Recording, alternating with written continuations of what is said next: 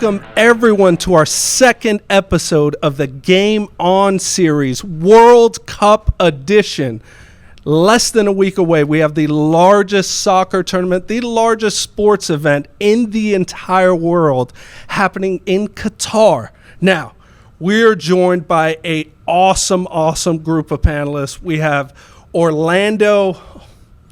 hero, right? Hometown hero, Carrie Lawrence, UCF Soccer, Letters. What do we have? U.S. Women's National Team, Orlando Pride. You pretty much started your 4 years, it seemed like, at UCF. Carrie Lawrence. Also here, Erika Tymrak, another U.S. Women's National Team player, NWSL Rookie of the Year, multiple-time champion. Now lucky enough, we're able to rip her out of retirement, bring her back to the Orlando Pride. She is a Florida native. Want to reach out and say thank you guys so much. We could not have asked for a better panel to discuss the upcoming World Cup. Yeah, thank you. I'm happy to be here. Yeah, I'm excited. Let's get going. Especially with Erika. Now, this is the part. Before we jump forward and start discussing the World Cup, we've had some big news here with the Orlando Pride. Coach Seb Hines, former Orlando City player, former interim coach, gets the interim tag removed. He is now the long-term solution, the future builder of this Orlando Pride organization. What has that been like, Erika, when you heard the news that Coach Hines is coming back? To be honest, I thought it was long overdue. Like, he came in mid-season, and he came in with a plan, and he gave us identity. And to be honest, we played some of the best soccer we've played at this club. And so we kind of all knew it was happening, but we officially heard the news a couple of days ago, and everyone's so stoked to have him. Carrie, what are your thoughts? Yeah, I think he's done well as an assistant for however many years. So I think, like Erika said, it's way past due. He definitely deserved it. And I think all of us, speaking for the team, we're all pretty excited to have him because he did come in and make such a change for all of us. And it's very interesting because not many NWSL or any coach in particular played for the organization, came up through the organization, was an assistant and then interim, and now has the interim tag, and he is the permanent head coach. Does that resonate in the locker room, Erika? Yeah, absolutely. I think having a coach that has played at the professional level. Seb's played at the top level, and then not to mention for the actual club and organization you play for, I don't think you can get a more unique opportunity than that. So, it's a perfect fit. So we're pumped for the 2023 season. And Carrie, talk to me about being the hometown hero, and I know you get embarrassed when I say that.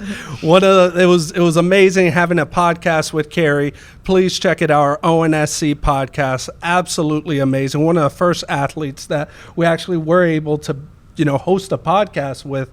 Carrie, your whole life, your roots are in Central Florida.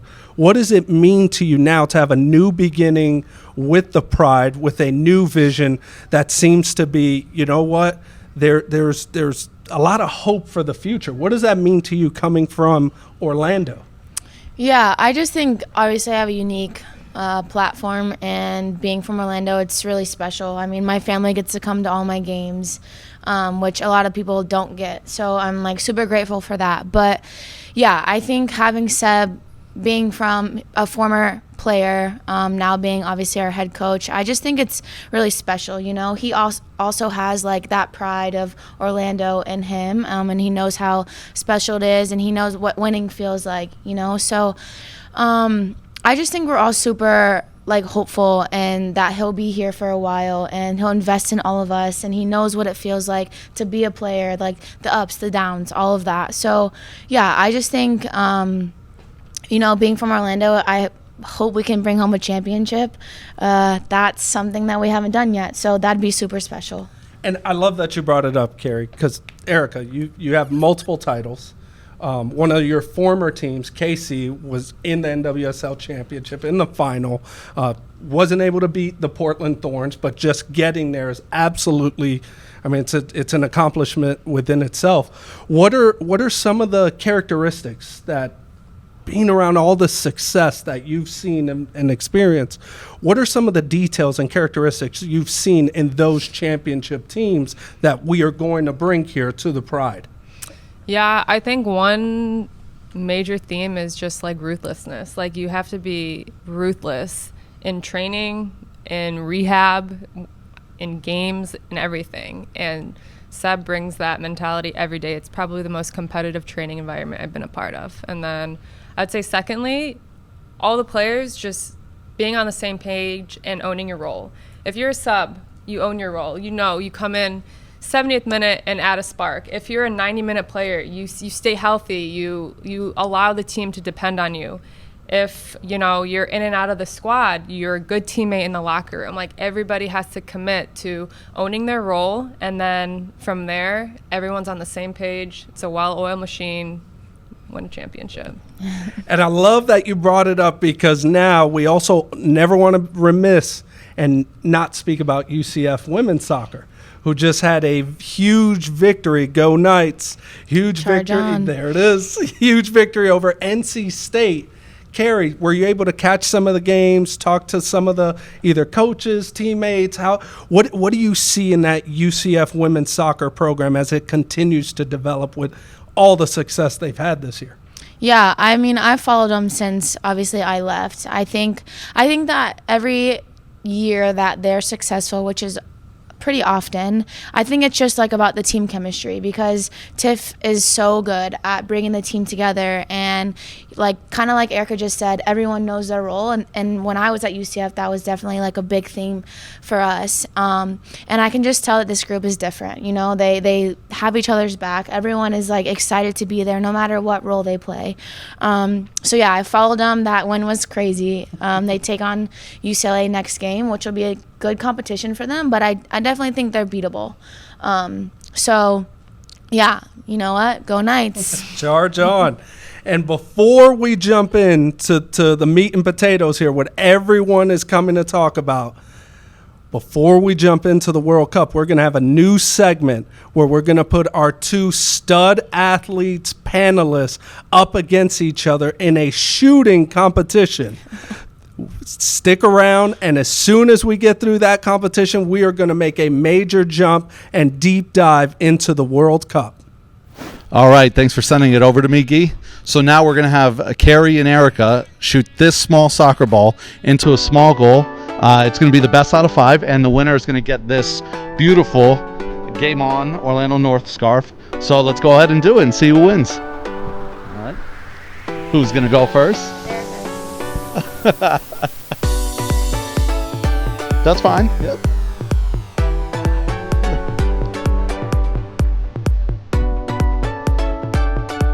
And the first shot. 0 for 1.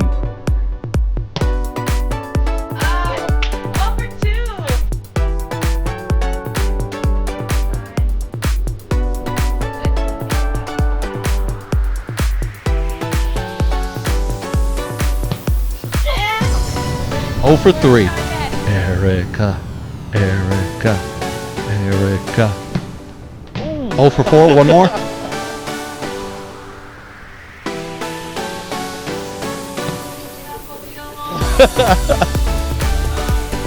All right, 0 for 5. So this might be a quick one.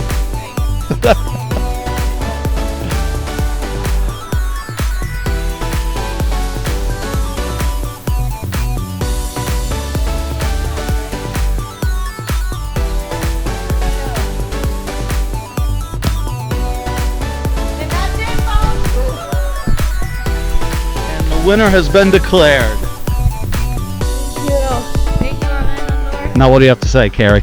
Sometimes it's about the inside of the foot, accuracy over power. There we go. Accuracy over power. You heard it. Now back to you, Guy. Here at the Hoovie Studio in Oviedo Mall, we have room to explore many different options, many different competitions, whether it's accuracy, e-games, a bunch of different amenities and different opportunities for us as we move forward. But now let's talk about the World Cup. Let's jump into groups A through H And no group more difficult, and I'd love to hear your thoughts. Every World Cup has the group of death, and Group E this year between Spain, Costa Rica, Germany, and Japan is, that's the bad luck draw this year. What do you think, Erika? Who do you like from that group? What do you think are going to be some of the challenges there? Yeah, I mean, I look at all the teams. I love the way Japan plays. They play like such a tidy brand of football. They're so clinical. They're so precise. They're so like detail oriented. I admire their style of play. Germany has always been a powerhouse. Everybody knows that. And then I think Spain is a brand of football the whole world can get behind. It's a pretty brand. It's beautiful. I have Spain winning that group, but I also am a purist and love Hoga Bonita. So there it is. I love it. Yeah. I love it. Carrie, what are your thoughts? I'm going to have to go against Erika on this one. Of course. I think this group, obviously, it's a lot of competition. I agree with Erika in the way Japan plays. I think there's like a couple Japan players in our league, and it's just so fun to watch them. They're so good. They're so clean with the ball. So I have Germany coming out of it. I just think that they're rough. They work hard. They're just kind of dirty and nasty, and I kind of like that. just how Carrie plays. Spoken like a true defender, right? Yeah. So, question on that, on the group of death. We're in Qatar. Again, we are playing in November, December. A little cooler, but not by much. What do you think that's going to look like either in Group E or throughout just the entire tournament? We've seen that other World Cups, like in Brazil, it was a major issue, hydration, and what do you think? Is that going to play out the same way? Is that going to be a major factor in this tournament? Yeah, I mean, weather definitely plays a role. I mean, I grew up in Florida, so I'm used to playing in 90-degree heat, but then I play in Germany in the winter, and I have to put cream on my feet so I don't get frostbite. It was brutal. And it was such a mind game. So weather always plays a role in it. That's part of football. But what do you think, Kara? Yeah, I don't know. I think it's like dry climate in Qatar, right? I think that'll be difficult. I think they'll be able to adapt pretty well, but obviously, it'll definitely be an issue for some teams. For some teams, they might have the upper hand. So it just depends on the game and, the time of the game also. That also will play a bit of a factor. So we'll see. It'll be interesting. And out of these groups that you see here, any other group in particular that you look at and you say, hey, I know this wasn't technically the group of death, but this is going to be a very difficult group? Yeah, honestly, like Group F for me, Belgium, Canada, Morocco, Croatia. Croatia's always been strong. They have Modric, who's one of my favorite players. Canada, I think, has proved themselves in qualifications and beating the U.S., and then Belgium, I mean, Kevin De Bruyne is a stud, and I don't know. And they have Lukaku. I think Group F is going to be tough as well. Yeah, I agree with that. I also think Group H will be interesting. Portugal, Uruguay, Korea Republic. You never know what you get from them, but I don't know.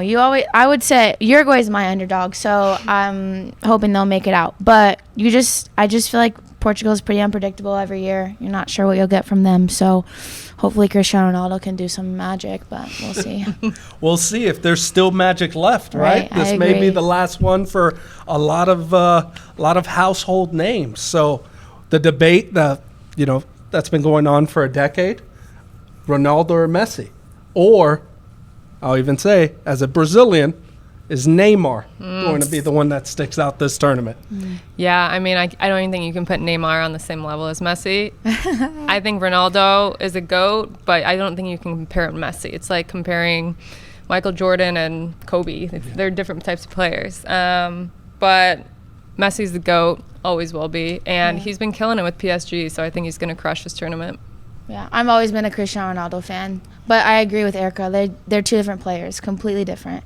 They're both a GOAT in their own aspect, obviously, and I just think Neymar just hasn't reached that level yet. He still needs to earn a little bit more respect in my book. So, but he's a good player, obviously. In order for my family to allow me back home, the one GOAT I recognize is Pelé. So I want to make sure that it all starts with Pelé, and that's to our entire Brazilian audience and one of our major Brazilian fans that we have, my mom. Mom, I said Pelé was the GOAT here, even though I was overruled. But please, still, Oi, Mom. still show me the love, please. But now that we're talking about GOATs, I think there's no better transition. Golden Boot. Who's going to take home the Golden Boot this tournament?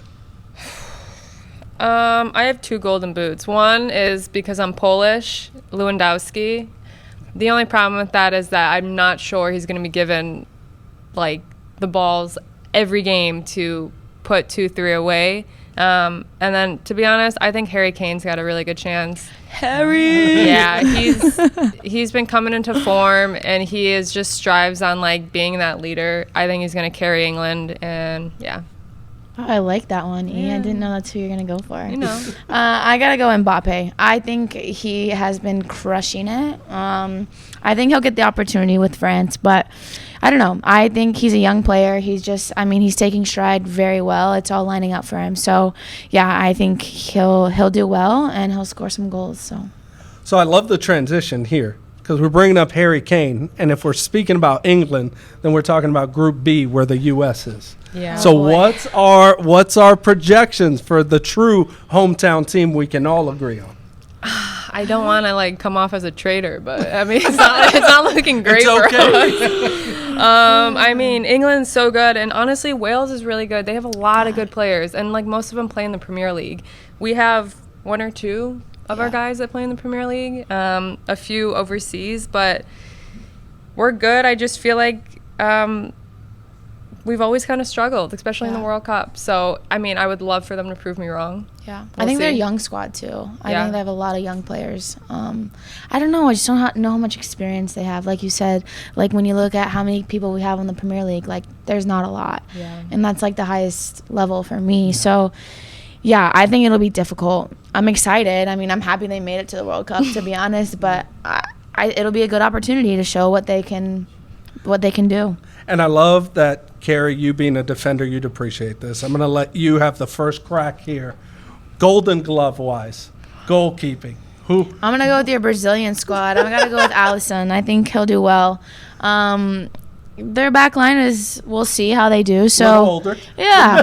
I wasn't going to. Little older. Yep, we could count. We know this is the last one for a couple of us. There's nothing wrong with older players. Say that louder, you. Yeah, I think Alisson will do well. He's a great goalkeeper, so. I think I'm going to go with Hugo Lloris for France. He has been really strong for Tottenham in the Premier League, and he basically, I mean, he's pretty sure, he's the captain of Spurs. And I think France is one of the most solid squads out there, and I'm almost positive he's won a World Cup already. So, like, just to have that experience is, pretty crazy. So I got him. I have a question. Are you a Tottenham fan? Just want the record to show I'm not a Tottenham fan. I am a Manchester City fan, but I can appreciate good players from different clubs. Yeah. Thank you. Also, my boyfriend's a Tottenham fan, and he made me say that. So. There you go. Yes, loyalty. I love it across the board here. Tell me, so what are we looking at here? If you were looking at the group A through D, group E through H, who's coming out from what side? What's the World Cup final going to look like, Erika? I have so many scenarios in my mind, but I truly think the winner of the World Cup is going to be England this year. I think it's coming home. I think they have so much experience, and then you have Jack Grealish, Phil Foden, the younger guys who have been killing it in the Premier League. I just think that if they can put all that together, there's no way. There's too much talent, too much experience. I think it's coming home. Whoa. Yeah. I like that. I'm going to go wild card. Are you guys ready for this? Do it. Yes. I just changed my mind, actually. Korea! Sorry. No, I actually think Argentina will do well. Oh, wow. Do well or win? I'm talking about a winner here. Maybe I'll go back to my... Okay, are we talking like underdog here? Or no, we going no like, underdog. Who's Who win? do you think? Who do you all think? Right, if France. you had to put Sorry. France. Yeah. Kylian Mbappe's my golden boot winner. Like he's gonna. Griezmann's also sick. Yeah, like they have a good squad, obviously. So that's like my best bet. Then maybe my underdog might be Argentina, Uruguay. We'll see. Oh, okay. Wow. I'm honestly surprised. No And love yours? for the hometown. I'm like, outside of Allison, I've been taking shots here. No love for Brazil, huh? No, I always got love for Brazil. Brazil is like always fun to watch in the World Cup. I just don't know if they're gonna come out as the winner. But you tune in for every Brazil game. Yeah. It's so much fun to watch. Agreed. But yeah, They'll go far. I'll give you There. And tell me then. So we referenced the dark horse. Every World Cup, it's amazing to see who's that dark horse team that comes up out of nowhere, makes a run. What do you think this World Cup? Who's that team that can, kind of catch lightning in a bottle, be, reacting to that Qatari weather at that point, do really well, plays that X factor? What's your dark horse team or player? I think my dark horse team is the Netherlands. I think they're sneaky good. They have really quality players at every position. You have Steven Bergwijn and Depay up top. You have Frankie de Jong in the midfield, and then you have Virgil van Dijk in the back line, who's, in my opinion, the best defender in the world. Yeah, he's so good. I think they're going to be a sneaky squad. I think Bergwijn is like one of my favorite players to watch, and I think between him and Depay, they're going to have a lot of goals between them. Solid answer. Did my homework, okay. Solid answer, and here goes mine. I'm gonna go with Uruguay. Suarez, obviously, you gotta watch out for him. He is sneaky. He might bite you. Cavani, obviously, I think they have an experienced midfield, so I don't know. I think they'll do well. They always come to play, so we'll see. Yeah, the one big, if Uruguay does not win Group H, and if everything folds out the way it looks, Uruguay could be looking at facing Brazil and or Germany to get to the finals. You're just making me second guess everything. I'm just testing you. I'm saying, is the belief strong? Yeah, I'm having like really strong belief feelings right now. So we will see, everyone. Well, that's also the thing. If the Netherlands, depending where they end up, they could possibly end up having to go through Argentina and France. Yeah. That's no easy feat. Yeah, I just feel like France is like the obvious winner in this because you have so much like raw talent, but sometimes, it shows in like other sports all the time that like raw talent doesn't always translate to a good team performance. And I think Netherlands, they're going to surprise a lot of you. Yeah. And I wanted to jump in just with the atmosphere, being that both of you had some type of relationship, some type of work with the U.S. women's national team. Describe to our audience here, you're less than a week away from the World Cup, your dream competition. What does that feel like? What is that like going to sleep? What's that like travel-wise, family contacting you? Kind of paint the picture here so we can all understand that these aren't exactly robots that are running out on the field. These are humans that are going through all of this just to get to the pitch. Yeah, athlete life is pretty crazy, and like preparing for like any major competition, it's not all what it seems to be, and everyone glorifies it. There's a ton of loneliness, there's a lot of actual physical pain, there's mental struggles, there's ups, there's downs, there's not seeing your family for months at a time. It's tough, and then you add on that competition, but the biggest competition in the world that happens once every 4 years. So it's a ton of pressure, and I know it's easy as like a spectator to comment and talk trash and stuff, but at the end of the day, these are humans who have devoted their life to playing this game that the entire world loves to watch. So I think there has to be a little bit of respect that goes into that as well as a fan. Yeah, I agree. I think Erika touched on my biggest point. I think for any athlete, what people don't see is like the mental side of it, how tough it can be mentally, because the pressure, you just feel it on yourself. It's a team sport, right? But at the end of the day, it's your performance that means the most. So I just think, mentally it's tough traveling to another country, the time difference, different climate, like everything's different. You take yourself from your traveling ground or your training ground and you have to completely uproot yourself. You leave your family, you leave your comfort and your home to go play the biggest and on the biggest stage that there is. So yeah, it's definitely tough. And I think you have to give them respect for everything they've done. Even making the squad is big. So yeah, I think it's definitely something that goes unnoticed, but I respect them. Now, here's the part that I definitely wanted to touch. That, again, it's the elephant in the room amongst the entire World Cup in Qatar. We've seen the documentaries, we've seen the podcasts, we've seen the headlines, all the discussion around human rights, around how can we improve that? How can we make that better? You are now an athlete in this tournament that's really polarizing, right? What is that from a mental side? Is that a distraction?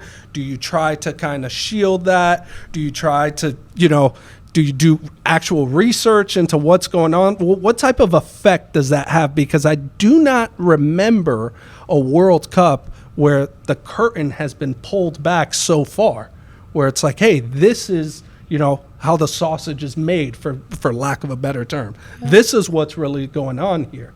What is that? How does that get into the athlete? Carrie? Yeah, I think it's definitely a distraction. I think it's definitely something that needs to be talked about. I think it's wild that the World Cup is in Qatar. Mm-hmm. Just from like a women's rights standpoint. Like obviously it's the men's World Cup, but yeah, I think it's pretty wild. But at the end of the day, that's where it's at, and you have to play. So as much of a distraction as it is, I do think it's another, like I said, it's a mental aspect that you have to overcome. But it needs to be talked about. And I think if the players raise more awareness around it, I think that'd be huge for FIFA, for the game of football. So I don't know. It's a good point, and I'm happy that you brought that up. But yeah, it's pretty wild. Erika? Yeah, I think as like social media grows, more and more comes out about these giant organizations being exposed for corruption, and from a human rights level to an environmentalist level, I mean, there's so many issues that are just getting like brought to life every single day. And I think at the end of the day, a lot of these organizations they have billions of dollars. They're going to do what they can to make it seem like everything's okay. But I think as players, we have a very unique platform to actually speak up about those issues. I mean, you see it in leagues in the U.S. I mean, like the past few years, I feel like it's just been nonstop with trying to use our platform to talk about issues that happen every day in this country and overseas. And so I think that's where the world is right now. And I think athletes have to step up and use their platform. And a lot of people don't agree. They think athletes should just play soccer and that's it. But if we have all these followers and we don't use it for any good, what's the point? And I love that you brought up the followers. Yeah. Because at one point, the major audience that's going to be watching this episode, it's going to be that youth soccer player. So at one point, that was you. You were lacing on the boots. You were getting out there to the pitch. It was that your whole focus was soccer. So if you can speak to that audience, what's the number one message you'd give to the younger you of saying, hey, this is how you're going to get to this seat to put on this jersey?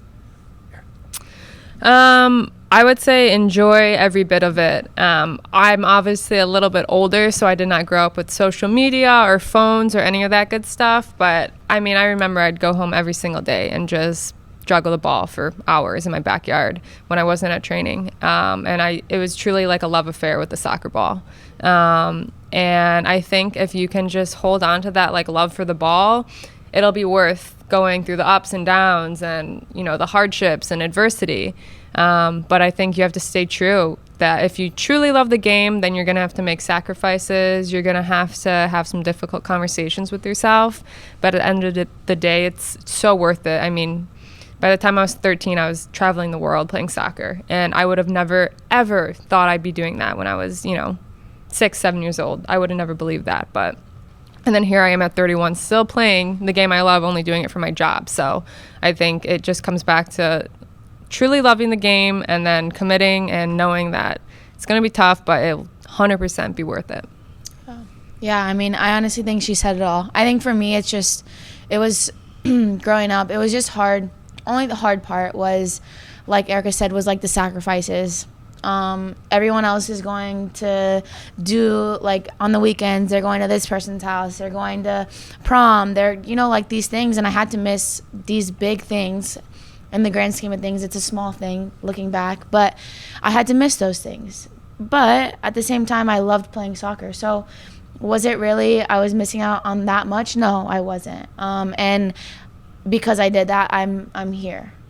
So I just think it's about taking risks, and knowing that at the end of the day, you love to play soccer, and that always brought me back. I'm like, why am I doing this? I'm missing, but I love playing soccer. And I've always told myself, once I lose that love, then I'll be done. So it's brought me this far. I think anyone can do it. It's definitely possible, but it's about taking risks and sacrificing things that you think mean a lot to you. But yeah. Thank you so much, Carrie. Thank you, Erika. Thank you for joining us today. Another absolutely incredible episode of the Game On Series World Cup edition right here, the Hoovie Studios in Oviedo Mall. Stay tuned. We're going to have some more basketball, some NFL. We have 2 or 3 more episodes left in this season. We look forward to you joining us. We have incredible panelists. Again, thank you so much, Erika, Carrie. You guys were absolutely fantastic. We really appreciate you.